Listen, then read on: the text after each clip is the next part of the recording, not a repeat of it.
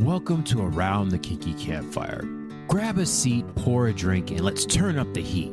This is the podcast where we explore the wild, wonderful, and sometimes wicked world of kink, BDSM, and alternative lifestyles. Whether you're a seasoned player, a curious newbie, or just here for the stories, we've got something for you. Join us on Thursdays on your favorite podcast platform as we share experiences, dive into deep discussions, and may even spark a little fire of your own. No shame, no judgment, just real talk around the kinky campfire. Let's get lit.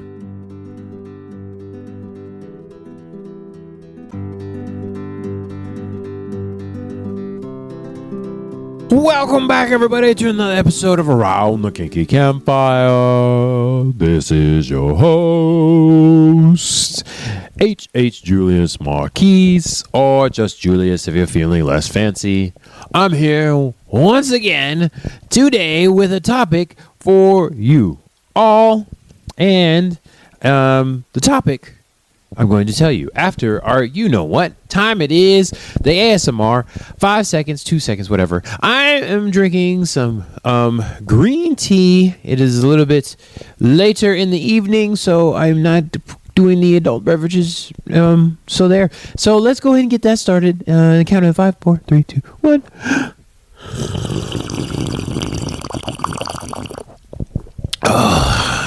That's actually very hot compared to what it usually is, which is very interesting.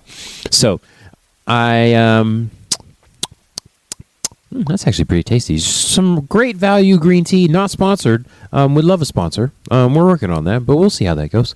So it's been a little bit of time for me. I had a really rough week last week, so I put a flashback episode up there. Hope you guys enjoyed it. And we'll get into the episode now. So a little bit rusty, but we're going to get that rust on out of there and see what we have for y'all today. So the topic I picked it today because it is a topic that I see on the internets now a little bit more. And it came up on a YouTube video I was watching. And I was like, ooh, let me do a thing on that. And I did a little research, and I was like, oh, there's actually some similarities to stuff I like. So it was interesting for me to come across it and then do some research on it. And I was like, I'll do an episode on that, so more people know the differences. And that topic today is free use. The term called free use is very popular in the kink world, as y'all know, and I think probably in the swingers world too. But it's the kids now. I say the kids. It's anyone younger than 35. So give a little more definition in there so y'all know what I'm talking about. I'm gonna be like, no, anyone under 35, you a kid now. I'm bitter. I'm old and I'm bitter. Getting to my mid 40s, it's like, oh no, it's almost half a year into the next birthday time. So yeah, I'm bitter now.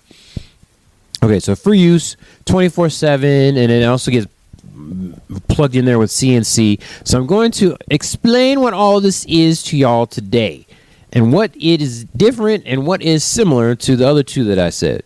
And you get to decide whether it's you or not. I know what camp I'm on now after doing the research that I'm about to tell y'all here.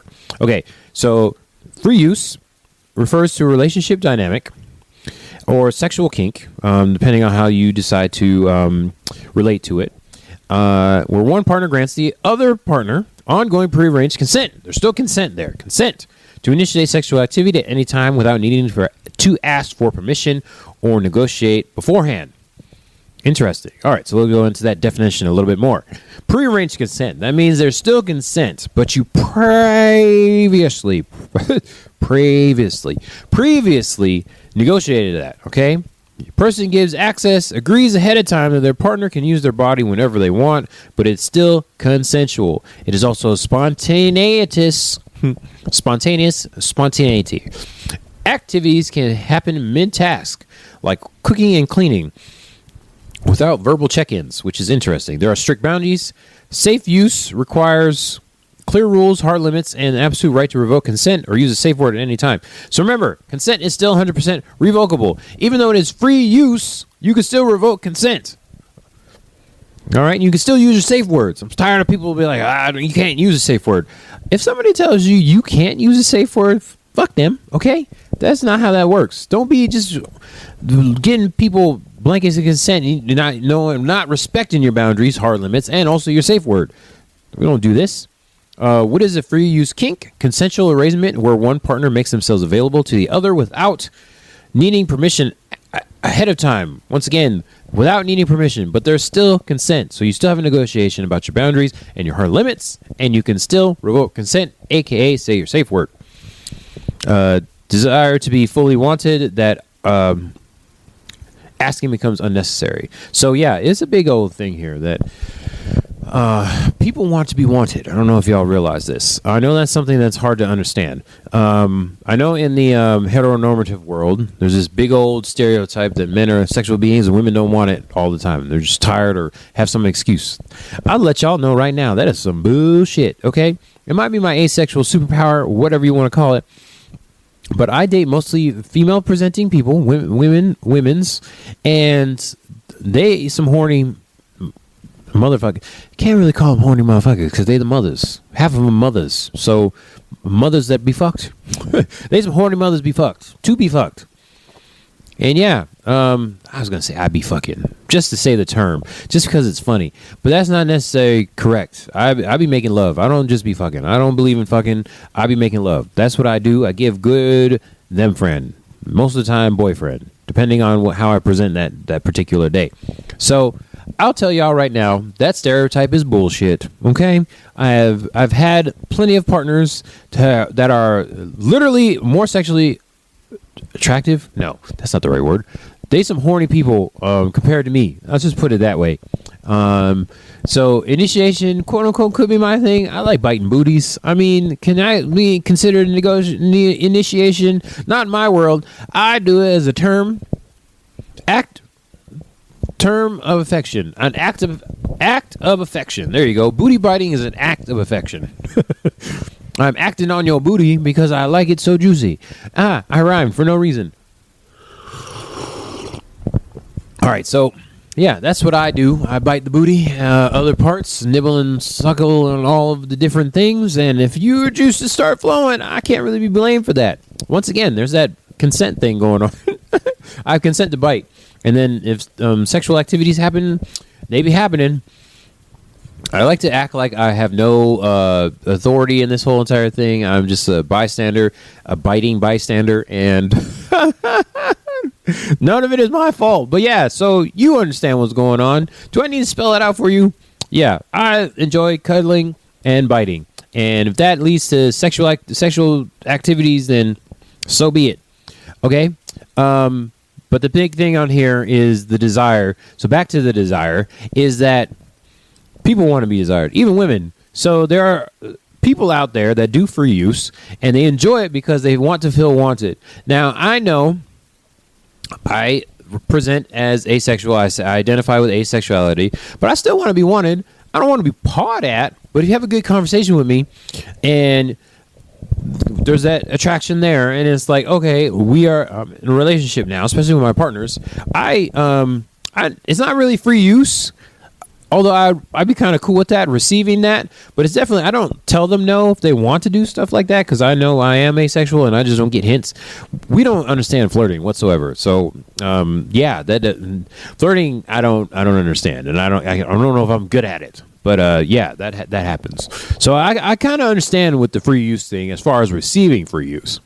But wanting to be desired is very important. It's like, why are we even doing any of this if we don't want to be desired? And see, with me, like the personality connection and the mental connection all leads into the sexual connection. I need all those different connections. But once they are connected, I like to connect physically with a partner. Let's see. This isn't a flaw in your foundation. Still speaking of free use, it's an extension of the adventure. A clear map. What free use means. The psychology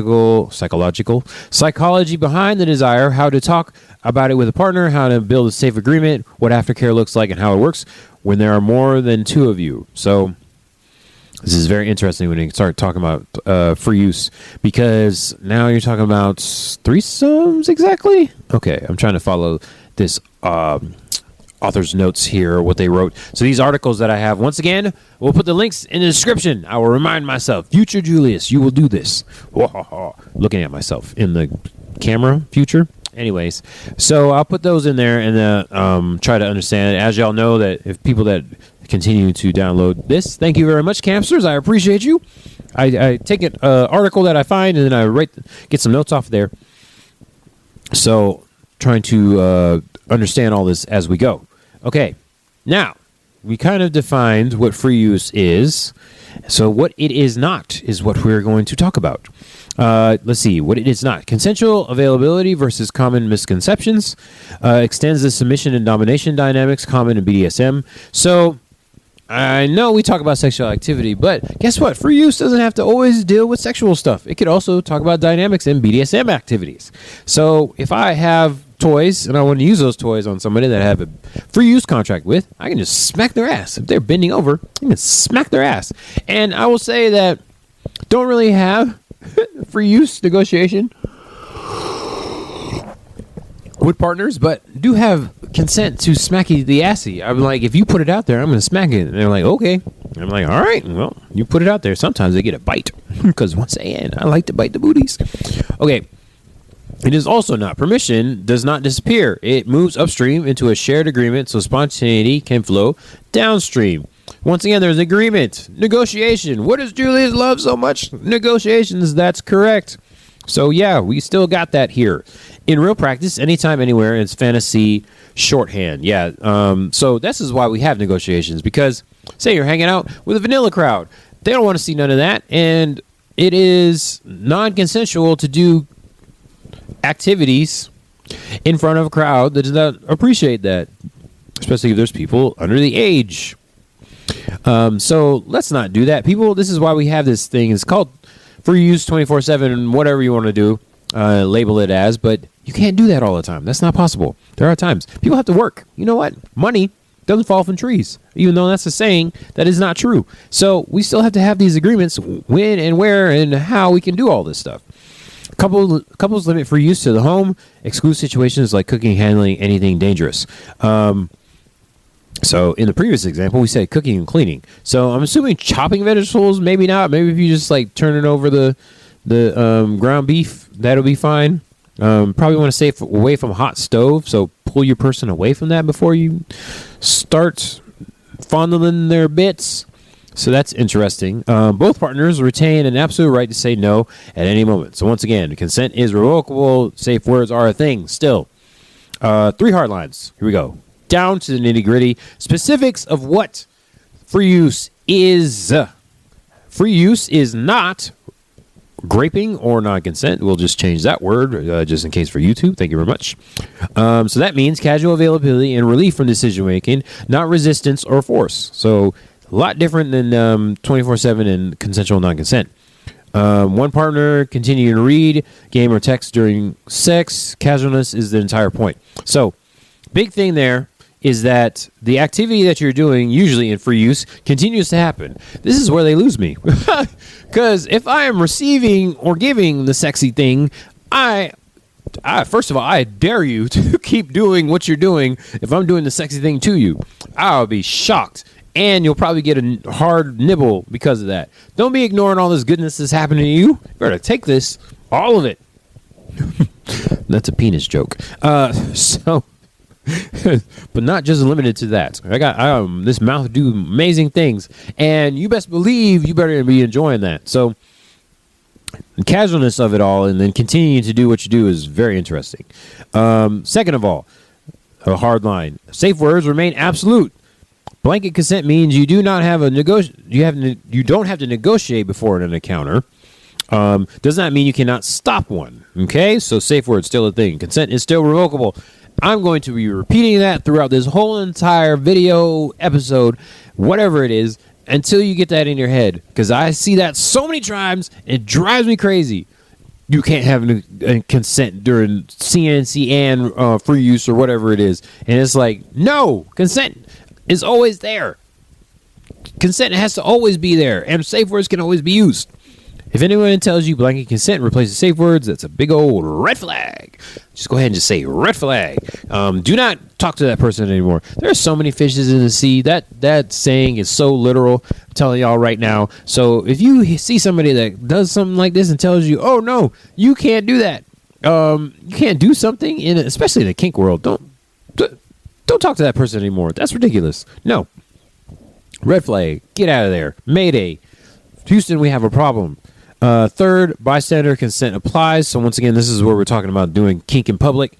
Community considers public free use unethical because people that are watching you have to consent to this. Now, if you're at an adult party and a lot of people are naked and doing other sexual activities, sexy fun times, then they can probably, I would still talk to the host of the whole entire thing, the DM, whoever it is, if you're able to do that kind of stuff. Because once again, sexual activities don't always happen, especially at kink events. So even though it's an adult space, you don't always necessarily do sexual activities. So just so you know. What happens between consenting adults stays between consenting adults. So yeah, don't do stuff in front of unconsenting people. You are an asshole. Okay? Even if it's just like leading your partner around on a leash in a park or something like that.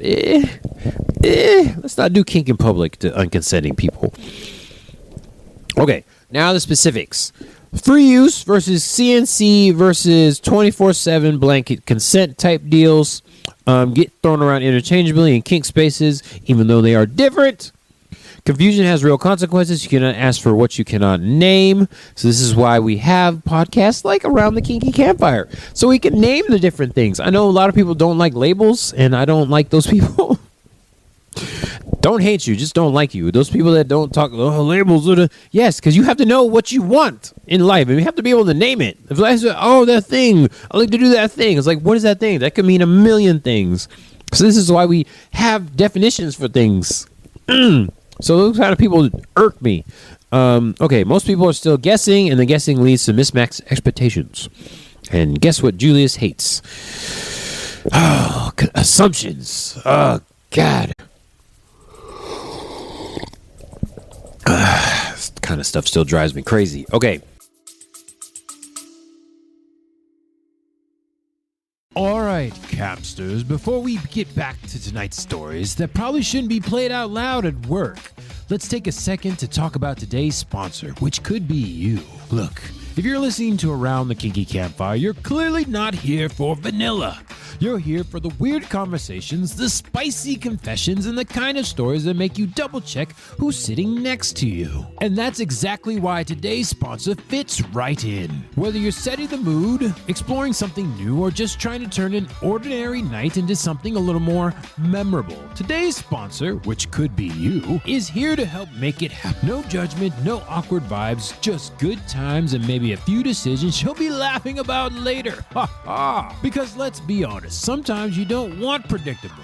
Sometimes you want a little tension, a little excitement, maybe even something that makes you say, well, that escalated quickly. And hey, we're not here to judge. No, no, no. Around this campfire, we support curiosity, good stories, and anything that makes life a little more interesting. So go check out today's sponsor, WCBY. Show them some love and help this campfire keep burning, because the more support we get, the more spicy conversations we can bring to you. All right, now where were we? Oh yeah, things were just heating up. Yeah. All right. Let's go into more specifics here. The three concepts exist on one connected spectrum. Same spectrum, still different though. CNC, consensual non-consent, my favorite. Okay, consent to have your consent disregarded within pre-negotiated boundaries. So those words are kind of tough, but it is consent to have your consent disregarded. Pre-negotiated boundaries, though. Time-bound and often scripted with resistance or performance of non-consent as part of the scene. A lot of people, like Julius right here, get very happy with the resistance of it all. It's like, no, please don't. But then you're leaving all your bits all exposed. It's like, oh, yeah? You really don't want this, huh? Why are the juices flowing? Covers non-sexual context, being force-fed, disliked food, and negotiated kidnapping scenario, which usually leads to sexual context. Interesting. Partner agrees not to have their consent for certain activities in the future within an intentional negotiated kink framework. So yes, this is one of my favorite. So that's why CNC is amazing. Biased opinion here, but Because it's the resistance. So I'll go into free use again. It's the consensualness of it all and continuing to do things even though sexual activities could be happening. I mean, it could be kinksual activities as well. So that part is interesting. Free use is a subtype of CNC, but the difference is sharp. Bottom consents to the act itself, not the performance of non-consent. So they're letting it happen rather than resisting it happen. So ongoing rather than time-bound, characterized by casual availability. So within the home, so there's no time in there. But if you're in the house, I want that ass. That's pretty much how that works. Being used in intimacy lies not in the struggle, but in radical access. So it's like, come here, I'm taking this. Or just like lift up the apron and then go to town and then like just keep it on. It's very interesting to me. So I didn't realize this difference until I started doing research for this episode. I'm like, that's what it is. Casual versus resistance. Okay, that's interesting. Okay, so I see that there's I see the mental difference now. Now we have the definition difference, and now we have the mental difference. Like, okay, it's a thought pattern. Just let it happen versus resisting it. And then you have the 24/7, the blanket consent, pre-authorized permission agreement that creates the container for both. Covers hard limits, soft limits, pre-approved activities, time and context boundaries, and safe word protocols, which those are all similar to the other two. Can have blanket consent for specific acts without having a full free use agreement. Oh, it's more specific. Got it. Okay. Cannot have ethical free use without the consent architecture blanket consent. Oh, gotta say the whole entire thing. Cannot have ethical free use without the consent architecture blanket consent provides. There we go. We said the tone correctly that time. Okay. Ethical free use, blanket consent, all those different type of things. So 24/7 blanket consent type deal, not that too much different. You can have CNC without free use. Yep. And you cannot have ethical free use without CNC's consent architecture. So yeah, know your boundaries, know your hard limits, and then know your safe and know and respect safe words. That is a key thing here. We will beat to the ground. And once again, I'm going to run out of time, so we'll get as much as we can because we only got like a few minutes left. That's great. Okay, so before we go, definitely, why would anybody want this? Very important question. Relief from decision making. I kind of see that part. I kind of like permission to stop being in charge. People make decisions all of the day. Sometimes your making factory in the mental space gets tired, so it's like, just do what you want. Fine, here, take it. And you got assholes like me, brats like me that will just kind of like rub junks on as you're walking by your partners, like, have some of that. Whoosh. It's like walk away and act like nothing happened. It's like, oh yeah, or you just start walking around the house naked. You're a clothes wearer most of the time, and then all of a sudden you just stop wearing clothes. The vulnerability paradox is another thing. Level exposure requires a corresponding depth of trust. Yeah, I hope people aren't doing this with people they don't trust. That'd be kind of rough. Vulnerability is not the cost; it is the point. So interesting. Objectification as intimacy. Again, wanting to be wanted, wanting to feeling wanted, and then knowing it happens. The progressive therapeutic collective distinguishes consensual erotic objectification from erasure. Some people eroticize being worshipped like a sculpture or displayed like art. It's not always humiliating. Sometimes it's divine. I will say I'm 100% on board with that, as long as the consent is there. Now, I wish. Oh, man. I wish that it was possible to get everybody on board with this. It's so hard. It is... oh, man. This whole entire concept. It is possible. It is possible. It would be nice. It is possible. I'm trying to think of how the logistics would work, because somebody's gonna fuck up and break the rules. So it's like, it's mostly just gonna happen when partners, I guess, but like being worshipped. For some reason, when I read that, I thought of like a party scenario where a bunch of people are into it, and it's like, okay. I don't know why that made me think of that. Maybe because I have an objectification kink with people I trust. But yeah, I read that. I wasn't thinking just partners. I was thinking like a whole group of people. Interesting. Trust deep enough to explore temporary disappearance of self as it self is itself. Has some tongue twisters in this thing. Trust deep enough to explore temporary disappearance of self itself is itself a form of intimate connection. Fascinating. Okay, that's pretty interesting. Let's see here. Self-ownership paradox. Free use fetish derives its charge from violating the sacralized boundary of self-ownership, but you're doing it with someone you trust and you negotiated with, and you have safe words and boundaries discussed with. Fantasy of being turned into an object is about relinquishing the burden of perpetual subjectivity. Partners exchange identities, as it were, creating mutual dependency for self-definition. Ooh, there's some good stuff here. Okay. BDSM as relational laboratory, space where people explore fantasy, desire, and wanting through language and physical practice, building a specific trust architecture, not just doing a scene. I hope that's not just a BDSM thing. Please tell me y'all are going out there and having a what was it? Trust architecture or consent architecture built before you start doing this stuff, even if you're not into BDSM. Good Lord. Negotiate everything. Mastery through surrender by theatralizing and eroticizing situations of powerlessness. Nailed it. One gains mastery over them. Yep. Surrendering control within a safe container can transform vulnerability into strength. Yep. This is why therapists recommend kink BDSM. Mastery through surrender is not a mastery through surrender is not a contradiction. Okay.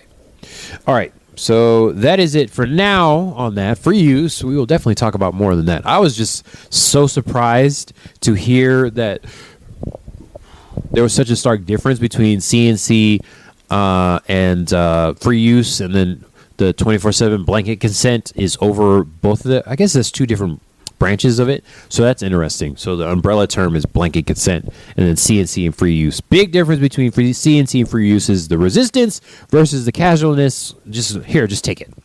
So I like that very much. That's fascinating. I just thought about so many scenes while I was taking notes, one, and then two, while I was just reading into y'all campsters. So I hope you have the same experience, too. And then you know the difference. And when you see free use pop up there, it's like, oh, I'm letting my partner within boundaries just do what they want with me. Hopefully that turns some people on. I know it turned me on as an objectification kink person. It's really all I ever bought them for the most part. Everything else is like, okay, cool. Well, yeah, as long as you keep objectifying me, I'm totally fine with this. Take my butt. All right, that's it for now. This is H.H. Julius Marquise, or just Julius. I didn't give myself an adjective this time. I think that's what it's called. Yes, sure, that's what it'll be. Adjective. I know English. Catch us. New episodes, audio, most of the time on Thursday, and then sometimes, apparently, on Friday, we have video episodes. When we do, they're out there. People, it's been a long summer. I went through a whole week of being in no AC and 92 degrees. I'm in Florida. That was a long week. So that's what happened there. But that's it for now. Please catch us next time. Probably a new episode. Around the Kinky Campfire. Hello.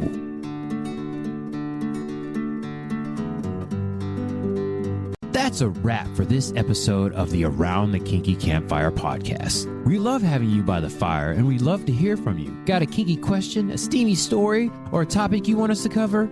Slide into our DMs and send us a message at Around the Kinky Campfire, campfire with a K, at yahoo.com. Don't forget to subscribe, rate, and review wherever you're listening. Your support helps keep the flames burning and the conversations flowing. Follow us on Twitter, Kinky Campfire, Campfire with a K, YouTube, Around the Kinky Campfire, Campfire with a K, or Instagram, Campfire Kinksters, Campfire with a K. To stay in the loop, join the community and keep the kink alive between episodes on Thursdays.